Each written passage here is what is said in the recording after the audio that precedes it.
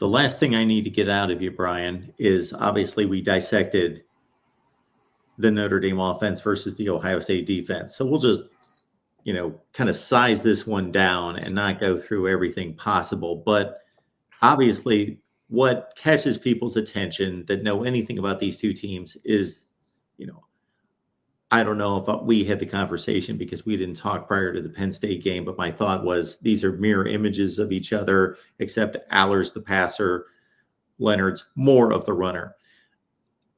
Here, it's very similar on defense in regards to not necessarily scheme, but just quality of all three tiers. Offensive lines are beat up, but dealing with it. Tandems at running back that are maybe the two best in college football, certainly two at the top 3 or 4, et cetera, et cetera.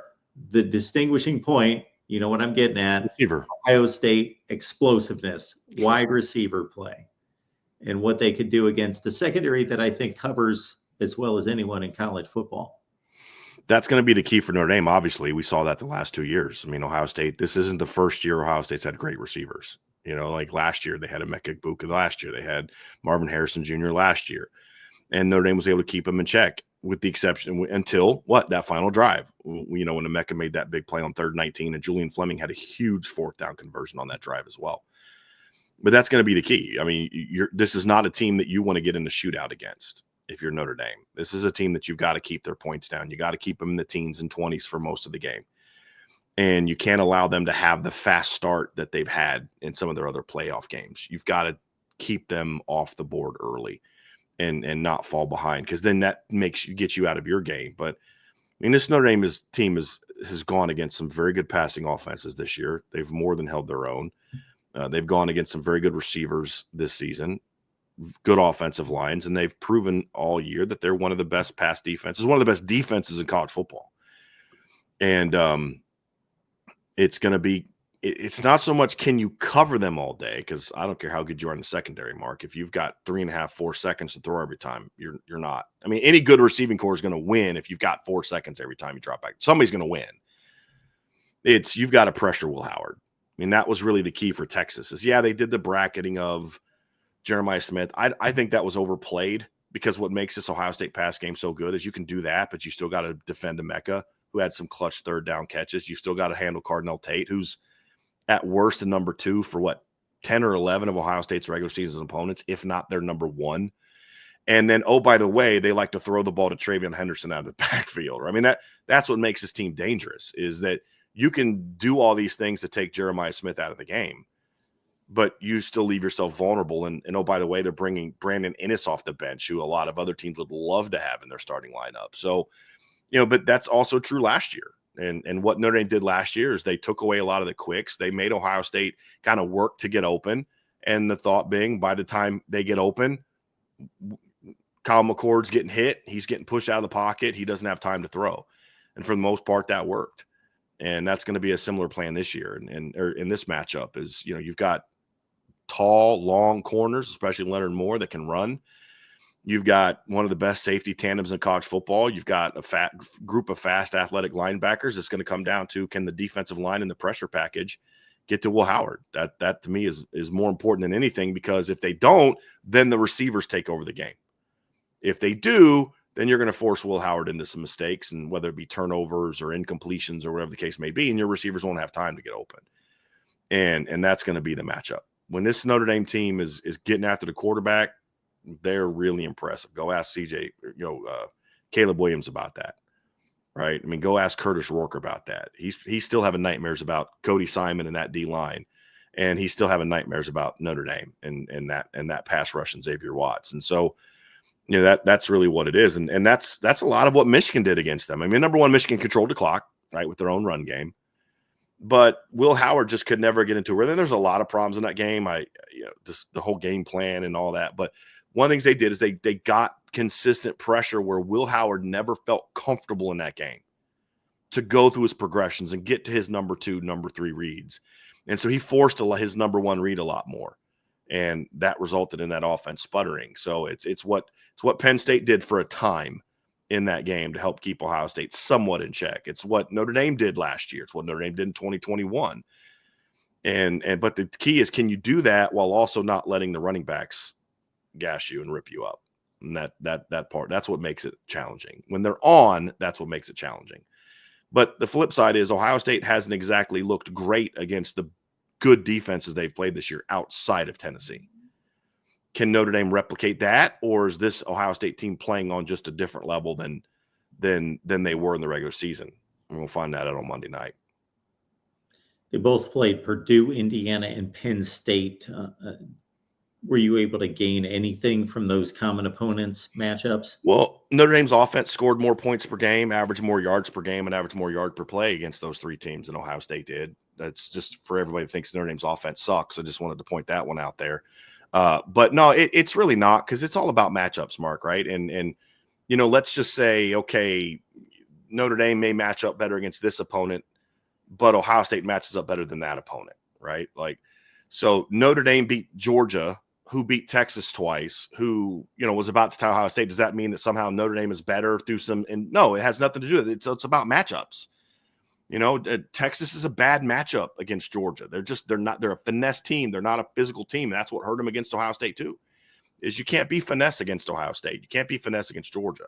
There's other teams that Penn State would rip up. I think Texas, would have a lot more success against Penn State than they would against Ohio State. Just because the nature, Penn State's defense is more about speed, and Texas can handle that. It's those teams that want to come at you and punch you in the mouth. And not that Ohio State doesn't have speed, but Ohio State's defense is also very physical and aggressive. And Texas doesn't do well against that. So I don't know that you can gain a ton other than by pointing out that, like, look, this Notre Dame team played against those same caliber teams and was just as impressive. What blew me away when I was doing research for this game is Notre Dame and Ohio State combined this season for 27 wins. 23 of those wins were by double digits. They both had two games that were decided by single digits. For Ohio State, it was obviously, of their wins, Ohio State, it was obviously Nebraska and Penn State. For Notre Dame, it was Penn State and Louisville. And, it just goes to show that these two teams are real. They both had tough, hard-fought games against Penn State, where Penn State had their shots in the fourth quarter to win the game and couldn't get it done because the defense made stops. Notre Dame's made their deep in their territory. Ohio State made their goal line. And, both of them blew out Purdue.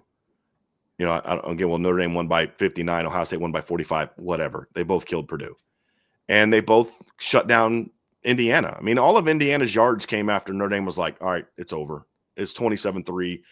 I think when Notre Dame scored in the fourth quarter, make it 27-3, I think Indiana had something like 90 passing yards in the fourth quarter and had like 150 yards of offense. And then Notre Dame backed off and said, and they got the onside kick and all that other stuff. Yeah. They were dominant against those two teams.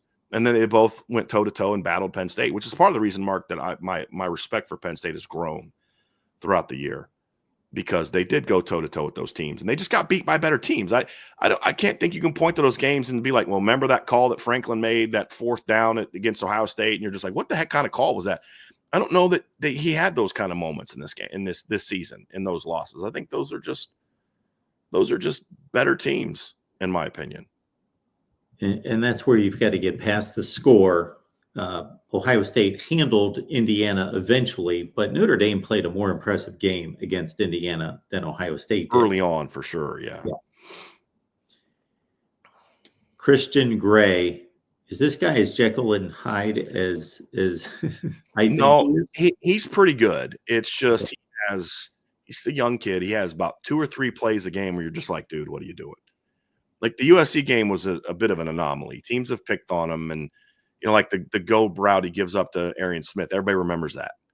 Well, do you remember Arian Smith doing anything else the rest of that game? No. Go watch the All-22. Why? Because Christian Gray was all over him. It's just it's like left tackles and corners are the same, right? You only recognize a corner when he does either picks it off or he gets burned. That's the only time when you're watching TV you really think of cornerbacks. It's like a left tackle. You don't really think about a left tackle unless it's a great one. You think of a Joe Wald, an Orlando Pace. You recognize those guys, Quentin Nelson as a guard at Notre Dame. But it's just he's had those big plays he's got to eliminate. But he stepped up and played very well against Penn State. I think him and the kid for Ohio State, they like to grab. Christian Gray, not nearly as much as Igbenogson. Oh my word! Christian Gray's got 6 penalties on the season, and the other kid's got 14. He's been called for 14 penalties this year. I don't know that I've ever seen a cornerback grab and hold and not do it well, do it. No. It's or smart. Like there's times where it's smart. Like, dude, sure. I'm about to give up a 60-yard touchdown. Let me just yank this guy. It's a 15-yard penalty. Yeah. But it's not that. It's just, and if we're being honest, Mark, he could probably have another 2 or 3 per game. I mean, it's just like, come on, dude. When I posted a video this week previewing the game, I said it depends with him how the officials are going to call it. Are they going to let him get away with that or not? Because it is blatant. Yeah. It's bad. This is a good quarterback room, though, at Notre Dame. I mean, and they've proven it all season. And it's going to be a battle. But at the end of the day, it's can you pressure Will Howard? And then for Ohio State, it's can you shut down their run game? If Notre Dame gets their run game going, Notre Dame's going to have some chances to make some plays in this game and put up some points. If they don't, it could get a little dicey. Same thing for Ohio State. If they get controlled at the line of scrimmage, it's going to look a lot like last year's game, in my opinion. I think it's going to be more scoring for both teams this year, just because I think both offenses are better than they were last year. I think both of these defenses are really good. Notre Dame is better than they were last year. Ohio State's definitely better than they were last year, and they were very good last year, but they've jumped to a whole new level with all the experience they've coming back and talent they have coming back, and you're now in year 3 of Jim Knowles' system and all that. But I think both offenses are also better this year than they were last year, just overall. And that's not saying Jeremiah Smith's better than Marvin. It's just as a group, both offenses are a lot better this year than they were last year. Brian, rest that voice. Yeah, I know, right? We want you healthy for the big game, of course, by Monday. And I'm guessing you've got another show coming up. Yeah, we have shows every day. I've got like 4 different interviews I got to do if people call in. So, yeah. Now, I was thinking about having Trevor come on tonight, but I was like, you know what? It's a championship game. I got to step up and make it happen. We got to be here. I do appreciate that. You are an excellent analyst and a good guy. Thank you, sir. Through and through. Thank you Absolutely. very much. Thanks for showing up. Appreciate that. And championship week, Mark. I mean, what kind of Notre Dame guy would I be if a little flu had me, ducking out of interviews? So. Brought it. Well, please get healthy. Do your best, and we'll be praying for you. Appreciate you. And yes, enjoy the ball game. Don't enjoy it too much, though. Yeah. And well, you know me. I'm working during games. We have a post game show afterwards, so yeah, I'll be sitting in my couch. Nerves, sweaty hands, figuring out what's going on, hoping that they can finally get it done. So, yeah, we'll see. It's going to be a good game, I think. Thanks so much, Brian. We appreciate it.